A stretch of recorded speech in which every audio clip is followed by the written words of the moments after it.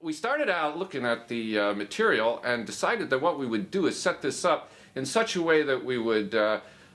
begin with some of the very, very earliest traditions and material in the history of Israel as found in the Bible and elsewhere,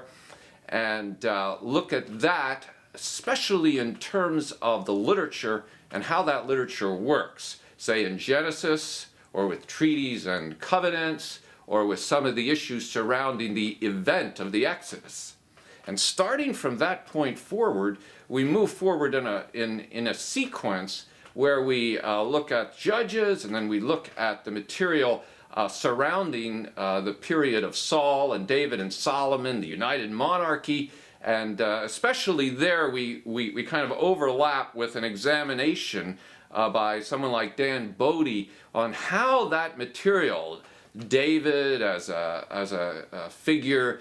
fits, for example, fits within the larger picture of West Semitic peoples like David in earlier times, and the sort of thing that he does, gathering a band of men around him, fighting and becoming king, for example, and some of the background to those kinds of stories. And then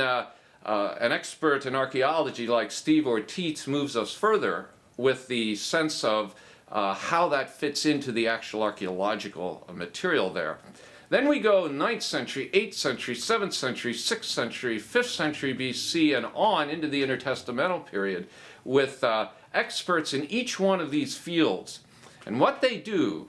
is they examine the overall material found in the story of Israel as found in the Bible,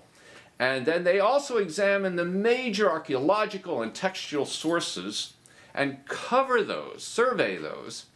and then once they've done that, they consider what the issues are in each of these periods, major questions about kings, about events with regards to history.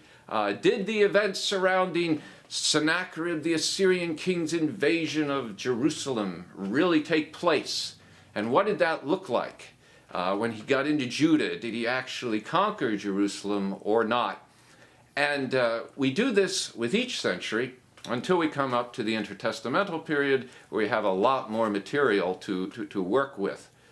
But it's a unique opportunity in synthesizing a lot of material that has come to date and that has never been put together in a historical book like this to make sense of all the information, the rich information that we have.